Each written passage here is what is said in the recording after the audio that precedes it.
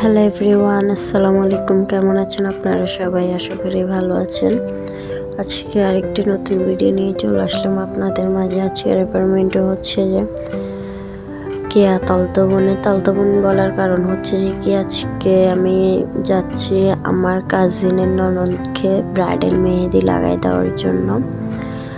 আমার কাজিনের শ্বশুর বাড়িতে ওখানে যাওয়ার পরে আমার কাজিন নাস্তা এনে দিল। নাস্তা করার পরে মেহেদি নিয়ে বসে গেছিলাম তালতবনকে মেহেদি লাগাইতে। এটা হচ্ছে তালতবন কেয়া।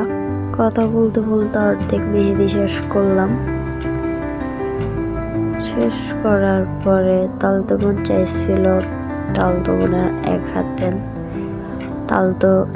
তালতো ভাই অ্যান্ড তালতো বোনের নামের পাসওয়ার্ডটা লিখতে, আর এক হাতে নাম লিখতে। তো এক হাতে তালতো ভাইয়ের দেন তালতো বোনের নামের পাসওয়ার্ড লিখে দিলাম।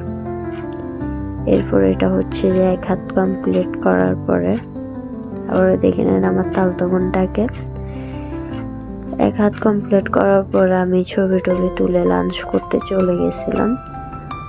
লাঞ্চ করার শেষে আবারও আরেক হাত শুরু করছি। দুনো পাশে সেম লাগার চেষ্টা করছিলাম। অর্ধেক মেহেদি লাগানোর শেষে আমি চিনি আর লেবুর রস মিক্স করে লাগিয়ে দিছি, কালার যেন ভালো আসে। এরপর আরেক হাতে তালতো ভাইয়ের নাম লিখে দিলাম।